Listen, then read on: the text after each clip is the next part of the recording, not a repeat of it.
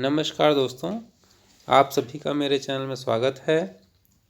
सभी गुरुजनों को, सभी के माता पिता को, मेरे माता पिता को सादर चरण स्पर्श। आज हम लोग ऑप्टिकल फाइबर कम्युनिकेशन विषय पर यूनिट 7 का नया टॉपिक है ऑप्टिकल एम्पलीफायर्स, इसके बारे में अध्ययन करेंगे। तो यहाँ पर जो हम आज देखेंगे वो है परिचय ऑप्टिकल एम्पलीफायर्स का।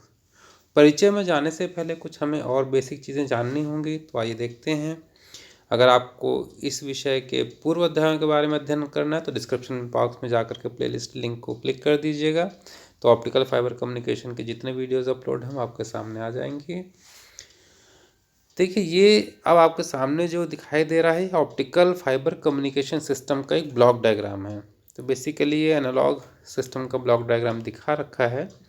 तो इसमें आपने पहला ब्लॉक देखा इन्फॉर्मेशन सोर्स, दूसरा electrical transmit, then optical source, then optical fibre cable and optical detector, electrical receive, destination.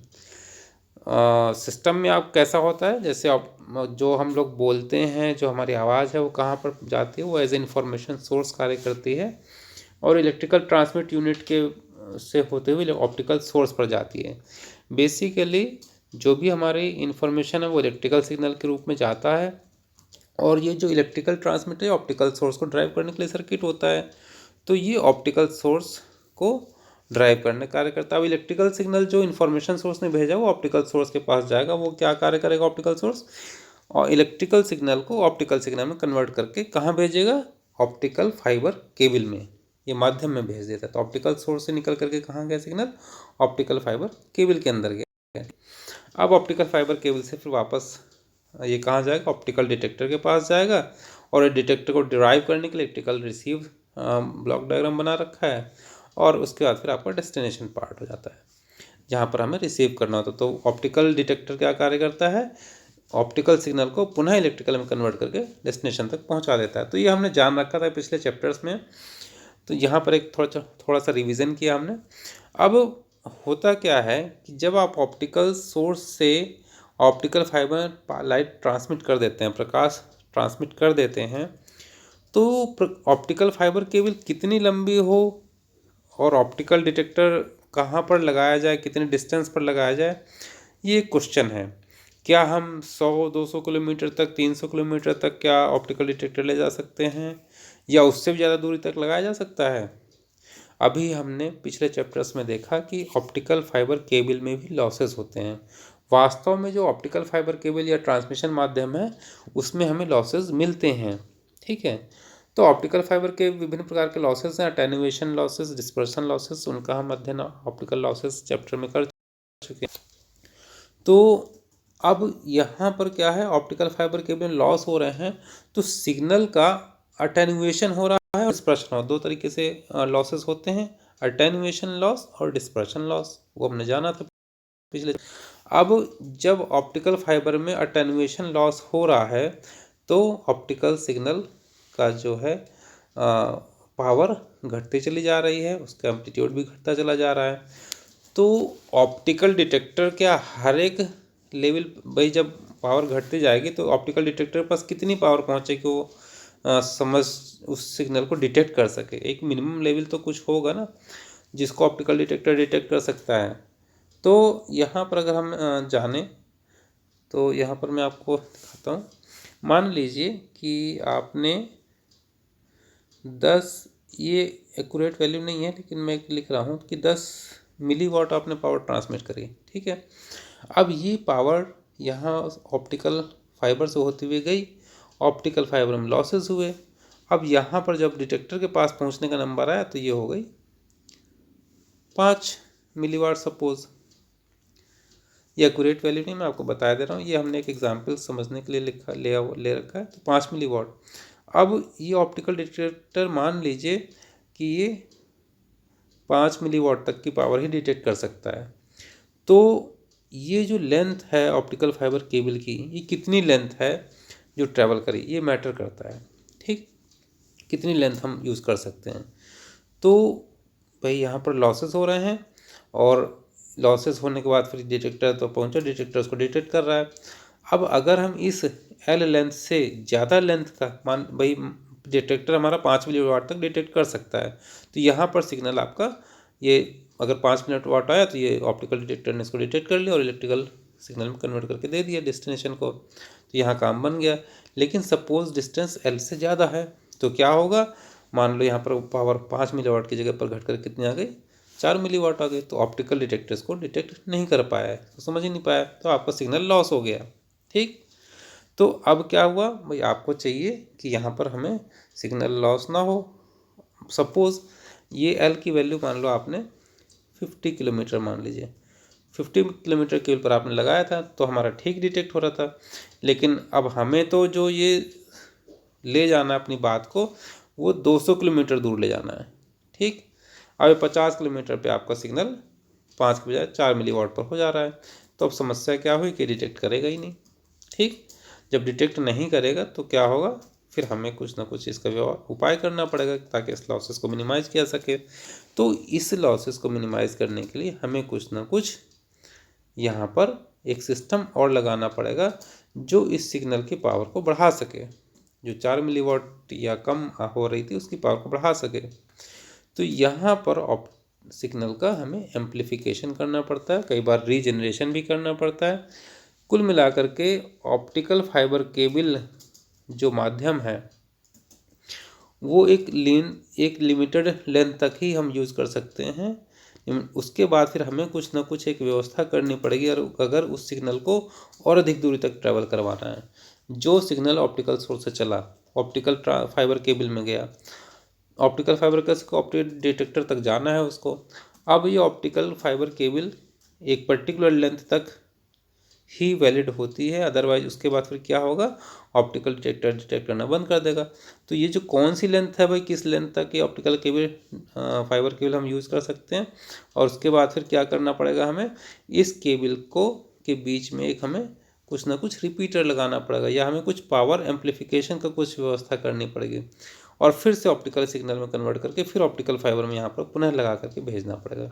यानी कि इस ऑप्टिकल फाइबर केबल में अगर मैं इस सेक्शन की बात करूँ तो मान लीजिए यहाँ पर 50 किलोमीटर हो जाता है, तो यहाँ पर एक आपको एक कुछ एम्प्लीफिकेशन सिस्टम लगाना पड़ेगा, फिर अगले 50 किलोमीटर पे एम्प्लीफिकेशन सिस्टम लगाना पड़ेगा, फिर अगले 50 किलोमीटर पे एम्प्लीफिकेशन सिस्टम लगाना पड़ेगा।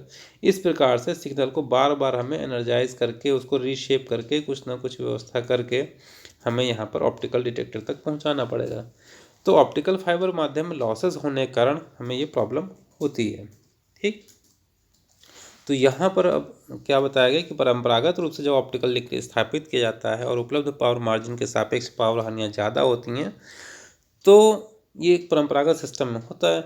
तो हमें क्या करना पड़ता है, हमें कुछ ना कुछ यहाँ पर एक बीच में रीजनरेट करना पड़ेगा सिग्नल को या एम्प्लीफाई करना पड़ेगा सिग्नल को। तो इसके लिए हमने क्या किया, देखिए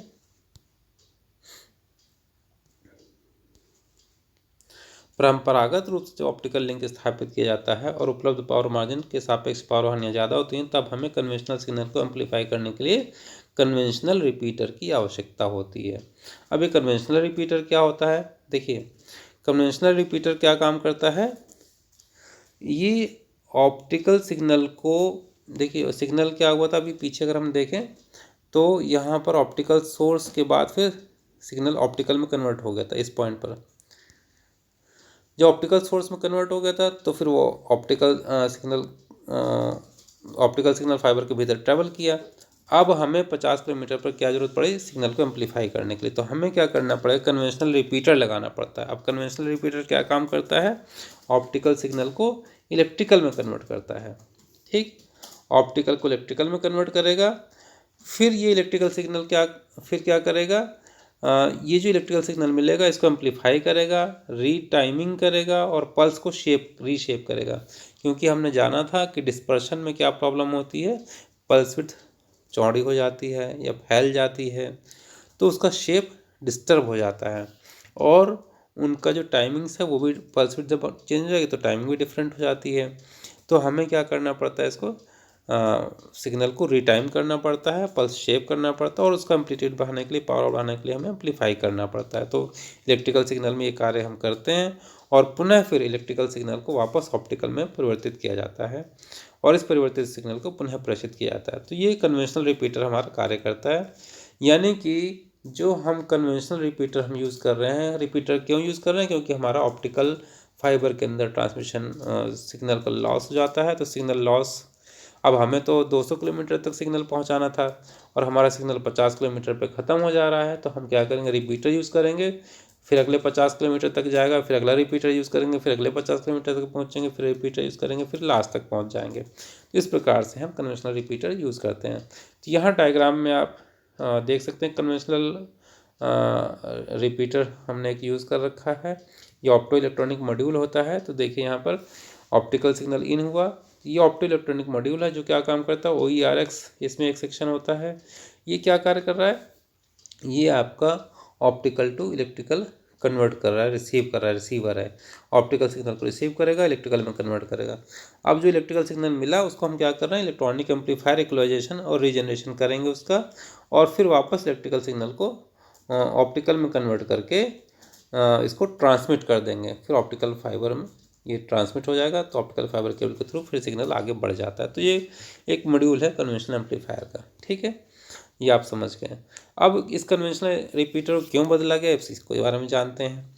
कन्वेंशनल रिपीटर के प्रयोग से क्या प्रॉब्लम हुई, हमें क्या दिक्कत थी कि मॉडरेट स्पीड और सिंगल वेवलेंथ ऑपरेशन के लिए तो ये ठीक कार्य कर रहा था, लेकिन high speed multiple wavelength operation के लिए ये कन्वेंशनल रिपीटर की जो प्रक्रिया है कि ऑप्टिकल टू इलेक्ट्रिकल कन्वर्टर, फिर इलेक्ट्रिकल को आप सिग्नल को रीशेप करेंगे, रीटाइम करेंगे, एम्पलीफाई करेंगे, और फिर वापस इलेक्ट्रिकल सिग्नल को ऑप्टिकल में कन्वर्ट करके ट्रांसमिट करेंगे। तो ये जो प्रक्रिया है ये बड़ी कठिन हो जाती है जब हम मल्टीपल वेवलेंथ और बहुत स्पीड के साथ हम इसको काम करवाना चाहते हैं। यानी कि हम सिग्नल भी बहुत स्पीड से ट्रांसमिट करना चाह रहे हैं और हमारी वेवलेंथ भी बहुत सारी हैं उसके अंदर, सिग्नल के अंदर। तो ऐसे केसेस में ये जो ऑप्टिकल टू इलेक्ट्रिकल कन्वर्जन है, फिर इलेक्ट्रिकल सिग्नल का एम्पलीफिकेशन, रीजनरेशन और रिटाइमिंग है, तो ये, और फिर वापस इलेक्ट्रिकल को ऑप्टिकल कन्वर्जन, ये प्रक्रिया बहुत जटिल हो जाती है। तो हमें फिर ये महंगा पड़ने लग जाता है कन्वेंशनल रिपीटर। तो इसका समाधान कुछ ढूंढा गया। तो क्या समाधान हम पाया गया, एक ऑप्टिकल एम्पलीफायर्स के रूप में। ऑप्टिकल एम्पलीफायर क्या काम करता है, सिग्नल का एम्पलीफिकेशन करता है सीधे ऑप्टिकल डोमेन में। यानी कि क्या मतलब है इसका, कि जो हम सिग्नल को, जो हमारा ऑप्टिकल सिग्नल प्राप्त हो रहा था और कन्वेंशनल रिपीटर में हम ऑप्टिकल सिग्नल दे रहे थे, तो ऑप्टिकल टू इलेक्ट्रिकल कन्वर्ट कर रहे थे। तो यहाँ पर ऑप्टिकल एम्पलीफायर्स में हमें सिग्नल को इलेक्ट्रिकल में कन्वर्ट नहीं करना पड़ता है, सीधे ऑप्टिकल डोमेन में ही हम कार्य करते हैं। ऑप्टिकल डोमेन में ही सिग्नल को एम्पलीफाई कर दिया जाता है। तो एम्पलीफाई कैसे किया जाता है, यहाँ पर लिखा हुआ है आगे, an amplifier is a optical amplifier is a device which receives some input signal and generates an output signal with higher optical power. Amplification occur in gain medium which has to be pumped from an external source. क्या तात्पर्य है इसका, कि optical amplifier एक ऐसी device है जो कि कुछ इनपुट सिग्नल प्राप्त करती है और कुछ आउटपुट सिग्नल जनरेट करती है उच्च ऑप्टिकल पावर के साथ आउटपुट सिग्नल जनरेट करते हैं। तो वो डिवाइस है। और एम्पलीफिकेशन प्रक्रिया कैसे होती है इसके अंदर, वास्तव में इसके अंदर एक गेन माध्यम होता है और गेन माध्यम को हम पंपिंग करते हैं। कैसे करते हैं, हम उसको बाहर से ऊर्जा देते हैं, कोई बाहरी स्रोत लगाते हैं और उसको हम ऊर्जा देते हैं गेन माध्यम को, और फिर जो हमारा गेन माध्यम में जो ऑप्टिकल सिग्नल आता है वो एम्पलीफाई होकर के आगे बढ़ जाता है। तो इस प्रकार से जो हमारा optical to electrical then electrical to optical conversion का प्रक्रिया थी वो ख़त्म हो गई कहानी। अब हमारा ऑप्टिकल सिग्नल आ रहा है, उसी को हमने गेन माध्यम से गुजारा और वो एम्पलीफाई होकर के पुनः आगे बढ़ गया।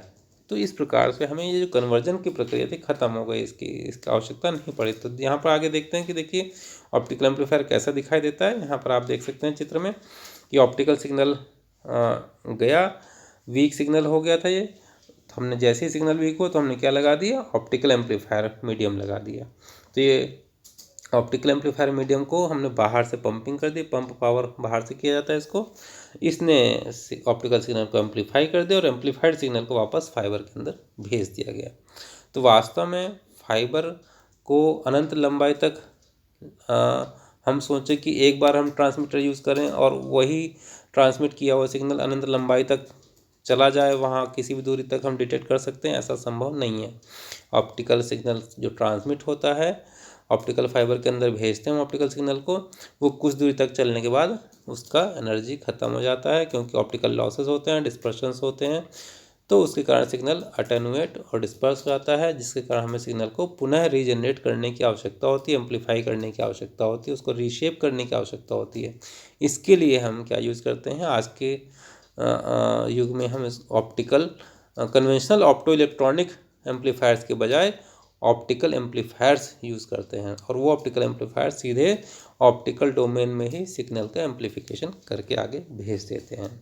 तो क्या खास बात होनी चाहिए प्रॉपर्टीज़ ऑफ ऑप्टिकल एम्पलीफायर्स की अगर बात करें, देखिए क्योंकि ऑप्टिकल लिंक द्वारा कई बहुत पास वाली तरंग दैर्ध्य को भेजना पड़ता है, अतः ऑप्टिकल एम्पलीफायर का स्पेक्ट्रल रेस्पॉन्स चौड़ा होना चाहिए। तो ये पहली खास बात है, क्योंकि मल्टीपल वेवलेंथ की बात कर रहे हैं हम, हाई स्पीड तो रहती ही रहती है, साथ में मल्टीपल वेवलेंथ्स, क्योंकि वेवलेंथ डिवीजन मल्टीप्लेक्सिंग करते हैं तो कई सारी वेवलेंथ्स हम इसमें लगाते हैं, आती हैं हमारे सिग्नल के साथ, तो बहुत पास वाली तरंग दैर्ध्य होती हैं। तो हमें क्या चाहिए कि स्पेक्ट्रल रेस्पॉन्स हमारे ऑप्टिकल एम्पलीफायर्स का अच्छा होना चाहिए, बड़ा होना चाहिए। सेकेंड पॉइंट है कि ऑप्टिकल एम्पलीफायर विश्वसनीय होना चाहिए, रिलायबल होना चाहिए, जो रिस्पांस वो गेन दे रहा है वैसे ही गेन उसमें मिलना चाहिए। थर्ड पॉइंट है ऑप्टिकल फायर का रिस्पांस बेहतर होना चाहिए। रिस्पांस बेहतर से तात्पर्य यह है कि इनपुट पावर में जिस हिसाब से परिवर्तन हो रहा है उस परिवर्तन को तुरंत रिकवर करके वो ऑप्टिकल आउटपुट में कन्वर्ट कर सके, यानी कि जितनी स्पीड से इनपुट में चेंजेस हो रहे हैं वो उतनी ही स्पीड्स को वो कैच करता हुआ एम्पलीफाई करके सिग्नल को आउटपुट में दे सके। तो ये ऑप्टिकल एम्पलीफायर की प्रॉपर्टीज़ होनी चाहिए। कहाँ कहाँ इसका हम यूज़ करते हैं, लॉन्ग डिस्टेंस कम्युनिकेशन में, जैसे कि लॉन्ग डिस्टेंस तो होती है जैसे दूर मैदानी इलाकों के साथ साथ अंडर सी समुद्रों के अंदर भी अगर हम भेजते हैं तो वहाँ भी हम ऑप्टिकल एम्पलीफायर्स यूज़ करते हैं। और साथ ही साथ कहाँ इसका यूज़ करते हैं, शॉर्ट डिस्टेंस एक्सेस नेटवर्क्स में भी इसका ऑप्टिकल एम्पलीफायर्स का यूज़ करते हैं। तो हमारा अपने लोकल हम देख सकते हैं जो हमारे केबल नेटवर्क्स वगैरह होते हैं वहाँ भी हमारे ऑप्टिकल एम्पलीफायर्स यूज़ किए जाते हैं। तो आज के टॉपिक पर इतना ही हम बात करेंगे। अब देखते हैं कि बोर्ड में क्या प्रश्न पूछे जा सकते हैं इस चैप्टर के आधार पर जो हमने पढ़ा है अभी तक। पहला प्रश्न पूछा जा सकता है ऑप्टिकल एम्पलीफायर्स पर संक्षिप्त टिप्पणी लिखिए। दूसरा प्रश्न पूछा जा सकता है ऑप्टिकल एम्पलीफायर्स की आवश्यकता और उसके अनुप्रयोगों के बारे में बतलाएं। तो आप मेरे विचार से जो आपने पढ़ा है उसमें आप आराम से इनके उत्तर दे सकते हैं। आज मेरे साथ बने रहने के लिए आप सभी का धन्यवाद। आप सभी के माता पिता के चरणों में, आपके गुरुजनों के चरणों में मेरा बारंबार वंदन है। सभी का बहुत बहुत धन्यवाद। Thank you so much.